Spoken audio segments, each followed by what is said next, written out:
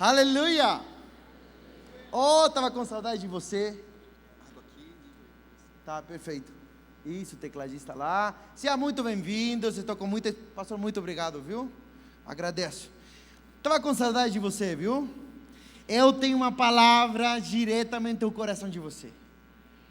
Deus colocou essa palavra, é o encerramento dessa conferência. E sei que Deus vai falar com você hoje poderosamente.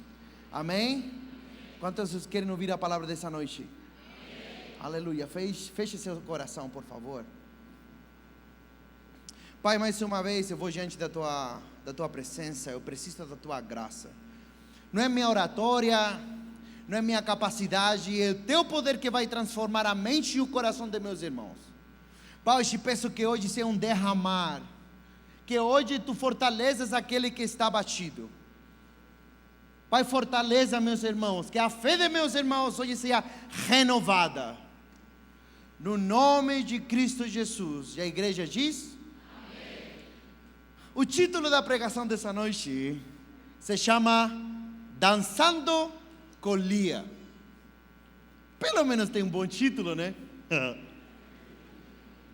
Hoje quero falar em relação a crises. Todos nós passamos, estamos passando, ou vamos passar uma crise. Hoje o Brasil está em crise. Não há estabilidade, toda insegurança, há medo no lugar. Há medo no governo, há medo nas famílias. Talvez você está passando uma crise em seu matrimônio, ou talvez uma crise ministerial, ou talvez uma crise com seus filhos. E hoje se fala tanto em relação a esse assunto. Parece que o cristão não pode viver em crise, porque há uma teologia que anda por aí que diz: se você vive em crise, você está em pecado. Ou se você está em crise, você não tem fé. Então a pergunta é: o que Deus fala em relação a crises? É possível um cristão viver em uma crise? É necessariamente uma crise fruto do pecado ou uma falta de fé? A grande maioria tem estado comigo esse final de semana e tem visto nossos materiais em países perseguidos. Nossos irmãos no Paquistão, no Nepal, perdem suas casas, querido, perdem seus trabalhos, vivem em extrema pobreza, ao ponto que viram escravos dos muçulmanos.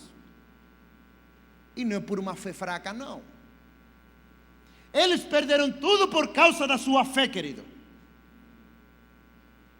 Então joga essas bobeiras no lixo que tem falado. Você está em crise por falta de fé. Não necessariamente.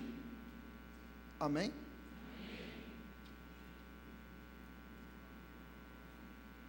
Preste atenção. Dá igual que você tenha pecado ou que você seja um homem justo. Os dois vão viver crises. Davi tinha matado um homem deitado com sua esposa, e a crise veio, teve uma bagunça em sua família e ele perdeu o reino. A crise chegou. Mas Jó, o servo Jó, Deus diz de Jó: conheces meu servo Jó, servo justo e íntegro na minha presença? Ele era justo, mas perdeu todos os seus filhos, perdeu sua grana e perdeu sua saúde. E ele era justo. Então, justos e injustos vão passar por crise. A pergunta é: qual tem sido sua resposta no meio da crise?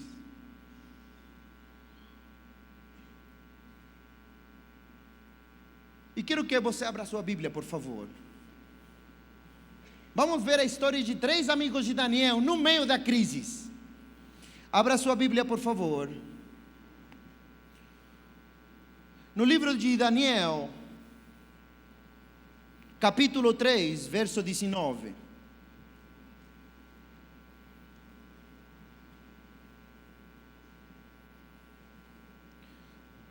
Daniel, capítulo 3, verso 19.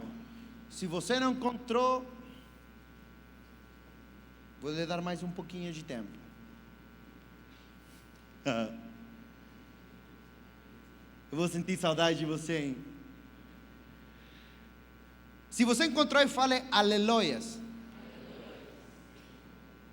A palavra do Senhor diz assim: então Nabucodonosor se encheu de raiva e se lhe inundou o aspecto e o semblante contra Sadraque, Mesaque e Abednego, e deu ordem para que a fornalha se acendesse 7 vezes mais do que se acostumava a aquecer, e ordenou um dos valentes do seu exército que atassem a esses 3 jovens e os lançassem na fornalha de fogo ardente.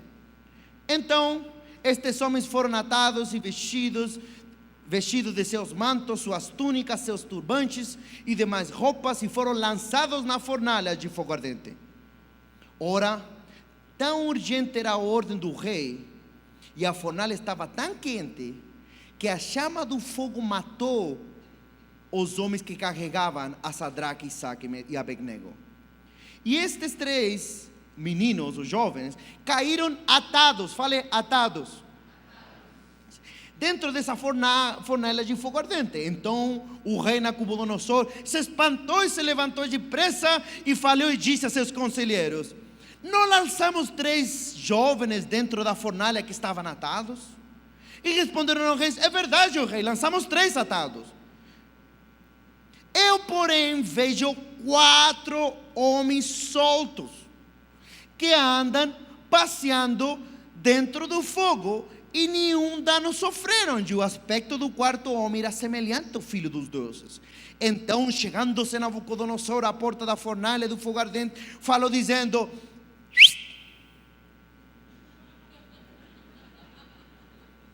eu acho que ele fez: ei, Sadraque, Mesaque e Abednego, servos do Deus Altíssimo, saí e vinde. E logo esses 3 jovens saíram do meio do fogo intactos. Até aí. Uma crise é o que esses jovens viveram.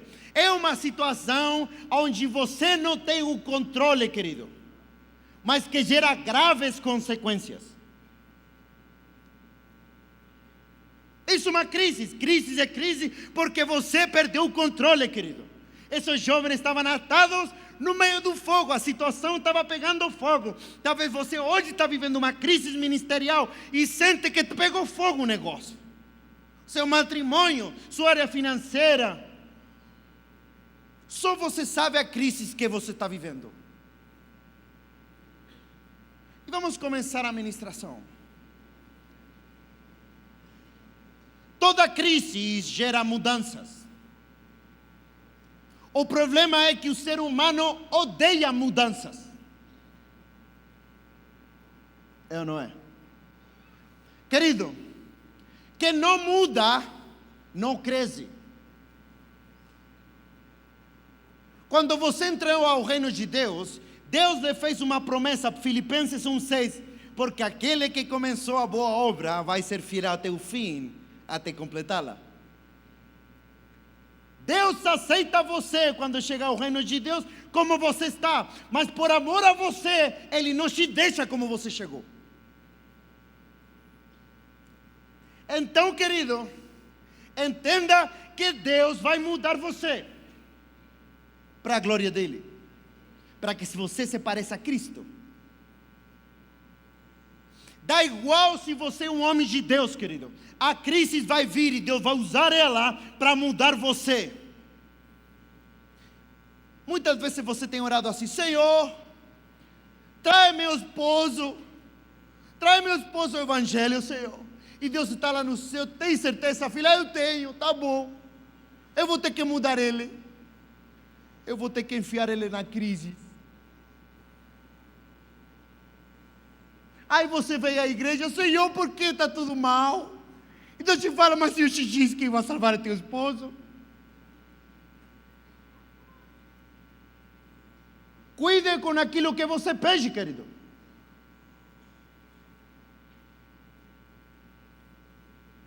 Vamos supor que você é o número 6. Você está orando e diz: Senhor, eu já não quero ser mais um 6. Eu quero ser uma mulher de Deus. Eu quero ser agora uma mulher 10.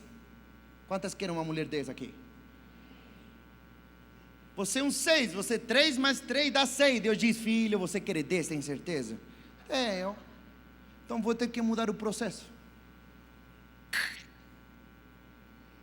5 mais 5 agora dá 10. Se você quer resultados diferentes, vai ter que deixar que a crise mude o processo. A crise não vem a matar você, vem a purificar você, querido. A crise é como um furacão, ela vem e arranca tudo, querido. Não sei se você teve um furacão ou um terremoto. Eu sou chileno e Chile é top em terremotos. Quando um terremoto vem, você não tem o controle, querido. Eu estive num terremoto no Chile. Chile tem o terremoto mais forte da humanidade até hoje, 12.2, creio que é. O terceiro, que é chileno também, 8.8. Eu estava no prédio andar 14 e os dois prédios que estavam grudadinhos se batiam. Num terremoto, você nem consegue ficar de pé. Um terremoto igual que uma crise, querido. Deus usa o terremoto, o furacão, a crise, para arrancar toda a estrutura que foi estabelecida de forma ilegal na sua vida. Se um furacão chegasse lá no Rio de Janeiro, toda a favela vai embora.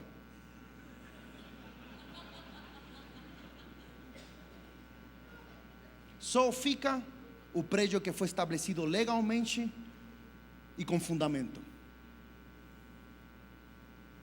Deus não permitiu a crise para matar você, sino que para purificar você. 1 de Pedro 1:6 diz que é necessário que passem por provações, assim como o ouro é provado e passado pelo fogo. Não é mais importante a sua fé que o fogo? Não quero que você se sinta estranho.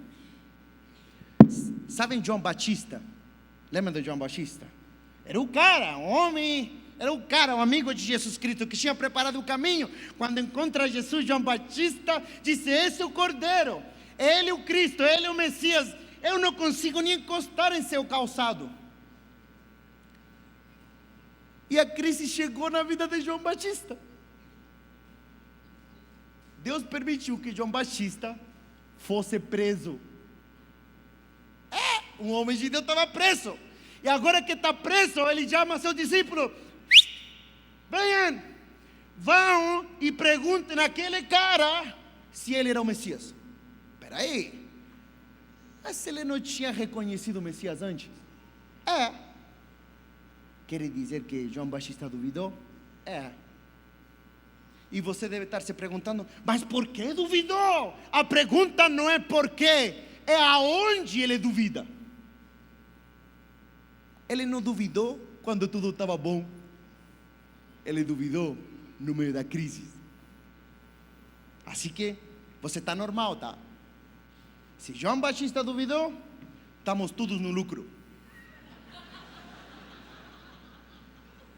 A pergunta não é o porquê, querido. A pergunta é aonde ele duvida. E ele duvida no meio da crise. Amém? Estão os discípulos em Lucas 8, 22 ou 21. Estão todos os discípulos, pescadores profissionais. E a crise chega, uma tormenta. Ele diz: vamos morrer. O texto diz assim, que eles declaram que eles vão morrer. São pescadores profissionais. E eles estão chorando que nem uma menininha. Pescadores profissionais no meio da crise, não há controle. Podemos morrer, essa é a consequência. Acordem a Jesus. Nesse momento Jesus estava dormindo. Jesus acorda, vamos morrer. E Jesus Cristo, o primeiro que ele fala, diz assim: homens de pouca fé. Que tem a ver fé com crises? Que sua fé não é provada nos momentos bons, querido, ela é provada nos momentos ruins. É na crise que se revelam os verdadeiros cristãos. É na crise que se revelam quem são nossos amigos. Vou lhe dizer algo. Comer aí no lanchonete um pão é comunhão? Mas a verdadeira comunhão se estabelece no meio da crise. Vou lhe dar uma palavra para você. 1 Coríntios 11, 19, creio que diz assim: é necessário que existam provações, dissensões no meio de vocês, para que se revelem aqueles que são verdadeiros. Deus permite a crise no meio da igreja, para que só apareça quem que é cristão de verdade. Então, se veio a crise e alguém caiu fora, Deus só limpou o rebanho. Isso diz o texto. É necessário que venham dissensões, provações, dificuldades no meio de vocês, para que se revelem aqueles que são verdadeiros.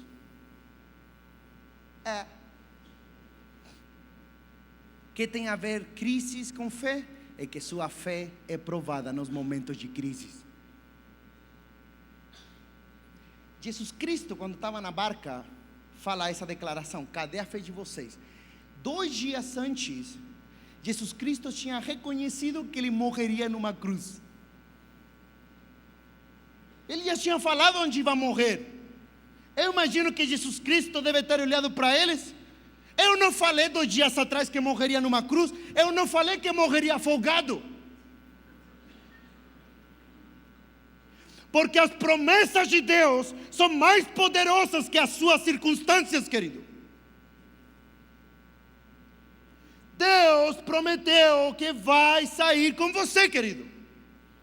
Deus não prometeu que você morreria. Se Deus lhe prometeu algo, Ele é fiel para cumpri-lo, querido. Sei que a crise está difícil, sei que você vê uma tormenta, mas nós não vivemos por aquilo que nós vemos, sino por aquilo que nós cremos. Deus lhe fez promessas para você, e Ele vai ser fiel até o fim para cumprir essas promessas. E você não vai morrer afogado. Crise, que o fogo está pegando. Eu estou amarrado no meio, não tenho controle. Eu não sei o que fazer no meio da crise, querido. Crise, você não sabe na situação que eu estou vivendo, crise. Eu estou quase me afastando da minha fé. Escute, o mais importante que você tem não é seu carro, não é sua casa, é a sua fé, querido. Lute na boa batalha da fé. Que falou Jesus para Pedro? Pedro, Satanás pediu para zarandear você, peneirar, mas eu orei pela tua fé. O mais importante que você tem é a sua fé. Porque mais preciosa que o ouro. Vou lhe dizer algo. Que sentimentos são gerados no meio da crise? Fale para mim. Angústia, tristeza, desespero, é ou não é? Olha o que diz a Bíblia, Salmo 91, verso 15: clama a mim, que eu te responderei, e eu estarei contigo na angústia. Deus não diz assim: clama a mim, que eu te responderei, que eu vou tirar a angústia. Deus não tirou os meninos do fogo. Deus entrou no fogo com eles. Dá igual onde você esteja, o que importa é que Deus está com você, querido. Deus está com você no meio da crise, no meio desse fogo, no meio desse terremoto. Tem pessoas que me dizem: Cris, você está no Paquistão, não tens medo de estar lá? E eu, o único que respondo: querido, não existe lugar mais seguro que no meio da vontade de Deus. E se Deus me chamou para o Paquistão, esse é o lugar mais seguro da face da terra. Porque eu posso estar em outro país que Deus não quer, e eu posso morrer atropelado fora da vontade de Deus. E se Deus quis e permitiu que você estivesse no fogo, esse é o melhor lugar que você pode estar.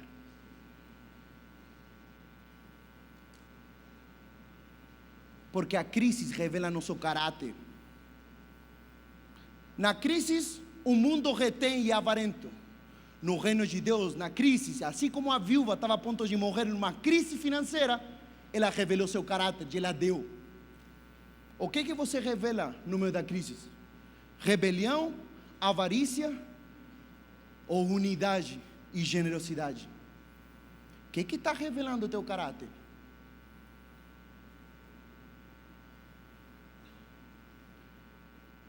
Deus prometeu que você não ia morrer afogado. Vou lhe dizer algo. Havia um monge católico, bem jovem, tinha acabado de entrar no monastério.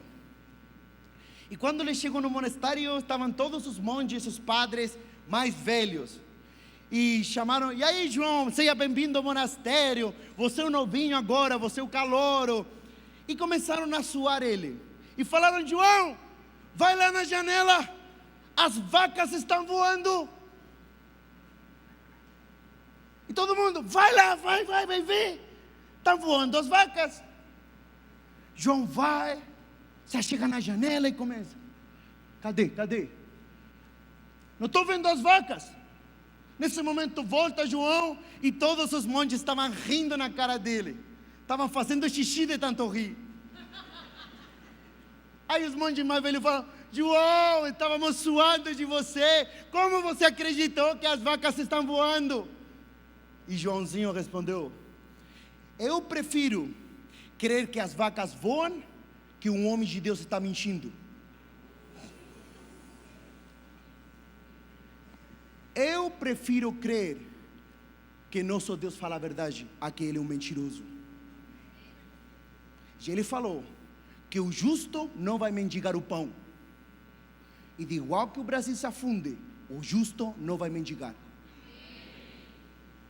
Porque as promessas de Deus são mais poderosas que as suas circunstâncias.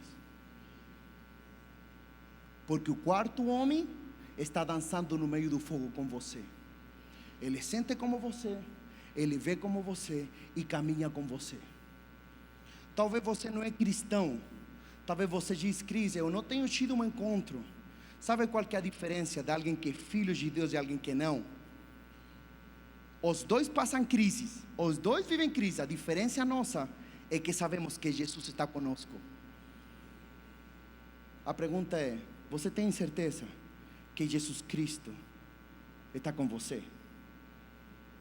Você tem certeza que você é filho de Deus? Porque nós temos um Pai que cuida de nós. No final dessa pregação, você vai ter um momento de render sua vida a Cristo, para que o Cristo comece a morar com você. Amém?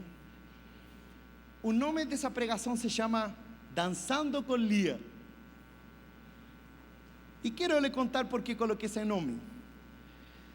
Conta a história de um homem que sofreu uma crise. O nome dele era Jacó. O pilantra, o mentiroso, o ladrão. Depois que enganou a seu pai, roubando a bênção, ele saiu correndo e fugiu de seu irmão Esaú. E quando encontrou a seu sogro Labão no caminho, o texto bíblico diz que ele encontrou a Raquel. Diz a Bíblia que Raquel era de lindo semblante. Eu acho que ele viu, eu sou muito criativo, ok? Eu acho que ele viu a Raquel e ficou de boca aberta e falou: ô moça, você é a picanha do meu prato, você é o morango do meu bolo, eu quero casar com você, eu acho que você deve ser Miss Gênesis.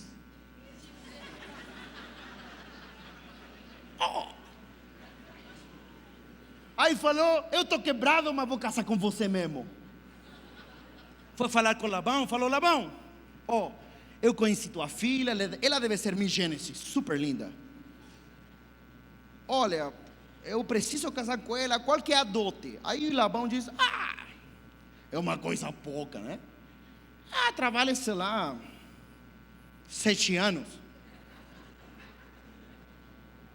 7 anos. E o texto diz que ele trabalhou 7 anos e pareceu como se não fosse nada, por amor a ela. Chegou o dia de matrimônio. O texto diz que no dia do matrimônio, eu imagino que ele estava na festa, dançando. O problema é que a crise bateu na porta dele. Labão trocou a Raquel por Lia. E o texto diz que Lia era mais velha e tinha olhos tristes. Em outras Bíblias diz que não tinha lindo semblante. Vamos supor que era Lia a feia, Raquel a bonita. Então a crise veio. Sem ele saber, ele não tinha um controle da situação. A crise, era uma crise. Estava vivendo uma crise. Aí apareceu a crise. Eu imagino que ele não sabia. Vamos supor que ele estava usando um velo, né? Eu acho que Jacó não sabia, né? Estava dançando. Oh, Raquel. Oh, Raquel. Você é linda demais, meu amor, não é? Ela, Queria falar nada, né? Oh, Raquel, teus olhos são como as estrelas da manhã, não é?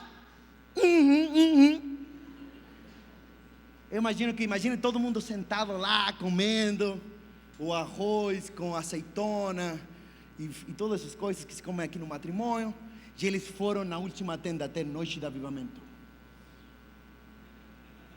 Eles estiveram no avivamento e o texto diz que ali ele percebe que não casou com Raquel, casou com Lia, a feia.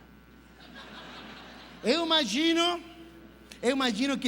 todos nós aqui dançando, os noivos foram consumar o matrimônio. Eu acho que de repente todos nós aqui, e nós escutamos, não! Me trocaram na minha Gênesis. Aí ele descobriu, uma crise chegou, não tinha controle. Aí ele volta a falar com Labão, Labão,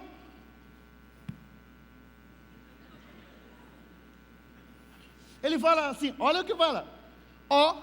Na nossa cultura, que é a mesma, não entregamos a mais nova primeiro, entregamos a mais velha.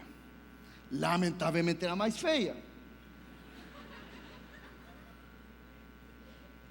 Mas vamos fazer o seguinte, vamos resolver esse negócio rápido. Trabalha mais 7 anos.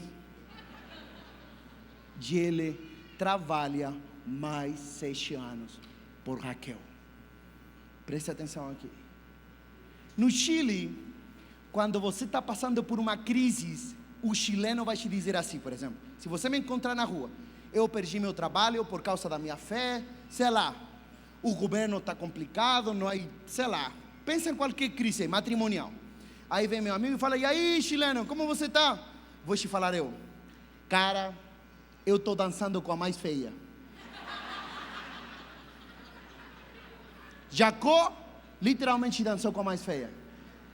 O chileno vai falar assim, uma gíria. Cara, a situação está difícil. Estou dançando, cara, com a mais feia do baile. Vou lhe dizer algo de parte de Deus. Raquel representa o sonho, o cumprimento da promessa. É aquilo que ele sonhava. Lia, a feia, é a rejeitada. É a crise, esse momento difícil que você está vivendo. É aquilo que ninguém quer. Ou alguém quer viver uma crise aqui? Pois bem, Jacó tampouco queria. Lia era esse momento complicado que estava vivendo. Mas você sabia que de Lia a feia, a que ninguém queria, a rejeitada, você sabia que de Lia nasceram 6 das 12 tribos? Você sabia que o Salvador do mundo nasceu da linhagem de Lia? Você sabia que de Raquel só nasceram 2 tribos? Eu tenho uma palavra de Deus para você. Deus vai lhe dar a metade das suas vitórias no meio da crise, querido. Foi Lia que fez frutificar a Jacó, não foi Raquel. Vou lhe dizer, eu odiava o Brasil. Quando Deus me chamou ao Brasil, eu não queria, querido, eu vim só por obediência. E os primeiros meses eu fiquei a porta fechada, reclamando com Deus, porque eu odiava dançar com Lia. Falava, Senhor, Brasil não precisa de evangelho, eu quero ir para a Índia, eu quero ir para países perseguidos, esse é meu sonho, Senhor. Me leva para o Japão, lá não tem evangélico. Por que me trouxeste ao Brasil? Deus me falou: Cris, aprenda a amar ali. Vou lhe ensinar algo. Deus liberou meu sonho de viajar pelo mundo, pregando o evangelho em países perseguidos. Você acredita que na maioria deles eu preguei em português? Lia me ensinou a falar português.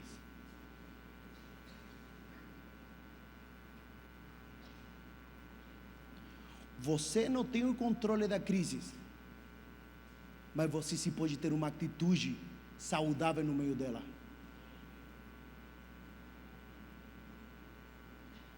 Escute, é impossível você se divorciar de seu presente para se casar com seu futuro. Você precisa frutificar, colher. Depois que você frutificar, Deus libera o seu propósito. Deus libera a sua Raquel. Mas eu vou dar uma dica. Não se decepcione quando chegue lá e perceba que não era tão boa assim não. Eu estou em países perseguidos e Deus sabe que hoje eu amo o Brasil, porque a beleza do cristianismo muitas vezes não está lá, está no caminhar com Cristo.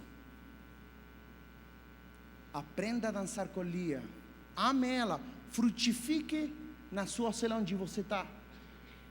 Sei que está difícil, mas se você amar ela e frutificar com ela, no momento certo, Deus vai liberar a sua Raquel. Abra sua Bíblia no livro de Daniel.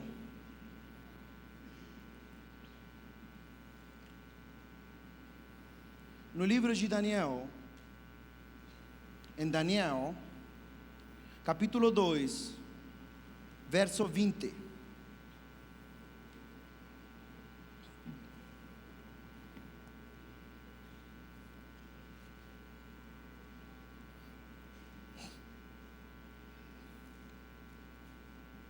Se você encontrou, fale aleluia. Daniel 2, 20 diz assim: disse Daniel: seja bendito o nome de Deus para todo sempre, porque são dele a sabedoria e o poder, e ele muda os tempos e as estações. Ele remove reis e restabelece reis, e ele quem dá sabedoria aos sábios e o entendimento aos entendidos. Olhe para mim. Deus está prometendo para você, diz assim: nosso Deus é sábio e tem o poder para mudar os tempos e as estações. Deus está dizendo a você hoje, através de um chileno, que Deus tem a sabedoria para saber quando te tirar da fornalha, e tem o poder para mudar essa situação. Porque Deus nos prometeu passar pelo vale, mas não morar nele. Você está passando pela crise, mas você não vai morar lá. Você vai frutificar. Você vai ter as metades da sua... Vou lhe falar algo, no meio da crise, você vai começar a ter novas firmas. No meio da crise, Deus vai lhe mostrar seu chamado. No meio da crise, a sua fé vai brilhar mais forte. Porque a crise não veio matar você, só veio a purificar a sua fé. Deus é sábio para saber até que minuto Ele te tem lá. E Ele é poderoso para mudar essa situação. Jó perdeu tudo num dia. E num dia, com o poder de Deus, ele teve o dobro agora. Talvez você não tenha nada hoje, mas em um dia, você pode ter em dobro pelo poder de Deus. Havia um rei que estava vivendo um momento ótimo em seu palácio. Todo estava dando tudo certo. Momento de primavera. Seus filhos cresciam, os reis do redor estavam em paz com ele. Tudo o que ele planejava, o seu povo amava. Já ele chamou os principais sábios e falou: por favor, faça uma lembrança que possa juntar tudo aquilo que estou vivendo, e eu possa saber que quando olhe para ela, possa entender tudo o que estou vivendo. Os sábios começaram a trabalhar em um jeito que cumprisse o propósito. E nesse processo eles terminaram, mas a crise bateu na porta do rei. Os reis do norte desceram, estupraram suas filhas, mataram seus filhos. Ele perdeu toda a sua família, todas as suas riquezas e tudo o que ele tinha. Não tinha o controle. Quando ele estava correndo fora do palácio, fugindo, ele pegou essa sacolinha com esse presente e ele correu no mato e começou a comer capim no mato. Ele chorando lá, ele se lembra da sacolinha, pega sua mochila, abre, tinha uma caixinha, e dentro da caixinha tinha um anel, uma aliança. Ele ficou surpreso: uma aliança? Eu estive sábio para criar uma aliança? Um anel. Nesse momento ele pega o anel, e dentro do anel estava escrito o seguinte: isto também vai passar. Hoje Deus colocou essa palavra no meu coração para essa igreja, para a tua vida, para te dizer que eu sei que o fogo está forte, eu sei que você não está gostando de dançar com Lia, mas essa situação também vai passar, porque há tempos de rir e tempos de chorar, tempos de colher e tempos de semear. O que você está vivendo tem uma data de finalização. E quero que você feche seus olhos.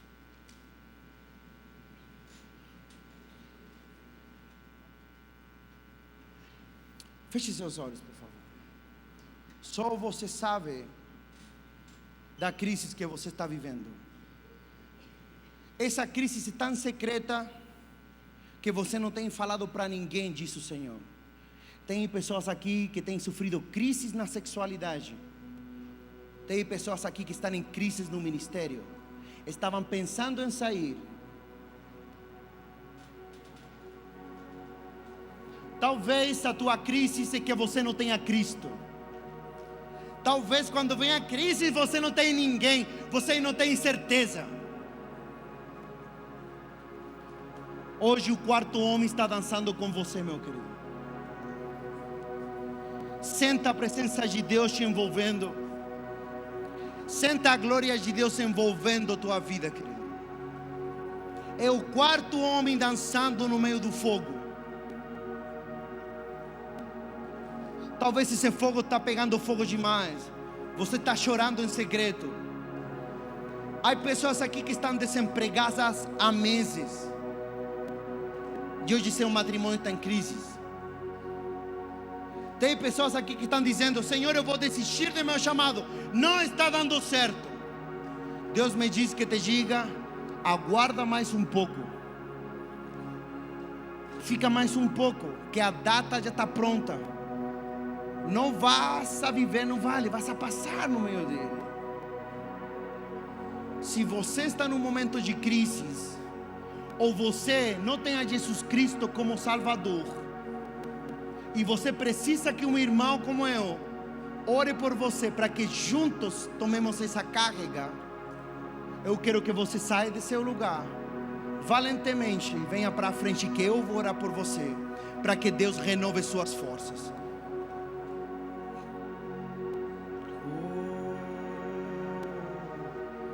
Só Deus sabe a crise que você está vivendo. Talvez você estava pensando em largar sua fé. Talvez você não tenha Cristo em seu coração. Se você vai vir para frente, deixa que o fogo pegue mesmo. Hoje ele vai consumir toda a estrutura ilegal na sua vida. Feche seus olhos onde você está. E entregue toda a área. Tem pessoas aqui que estão no fogo porque você é teimosa. Você é teimoso. Você não deixa que o Cristo purifique sua fé.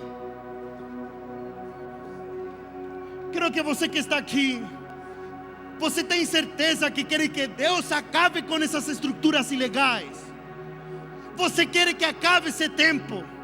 Você quer sair do vale? Quero que você levante suas mãos em rendição a Deus e fala: Senhor, toma tudo de mim, purifica minha fé. Tu sabes minhas lágrimas, Senhor, eu não aguento mais. Eu não aguento mais essa situação, Senhor. Senhor, já perdi meus filhos.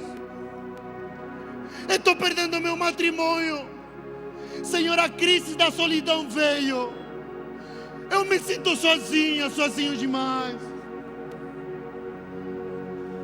Oh, Senhor, eu quero sentir a Tua presença no meio do fogo. Senhor, eu perdi minha firma. Me perdoa por eu ter sido não fiel, infiel.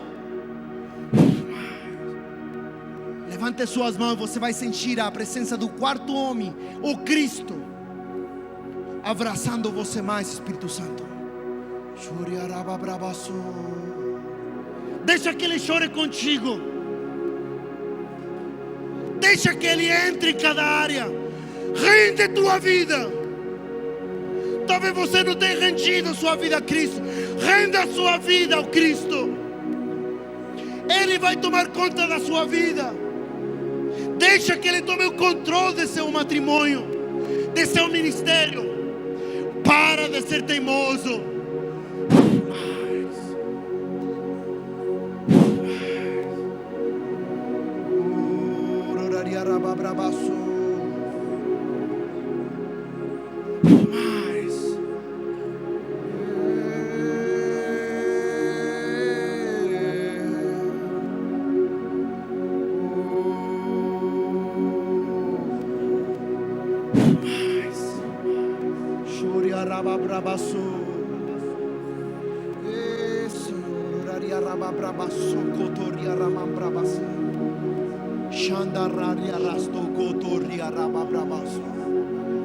Dá igual que você esteja em justiça ou você tenha cometido um erro. Deus quer purificar sua fé. Deixa que o fogo purifique ela agora. Fala para Deus: purifica a minha fé. Purifica a minha fé. Faz de mim um cristão maduro. Faz de mim um cristão verdadeiro. Eu quero ser aprovado. Eu não quero ser achado desaprovado.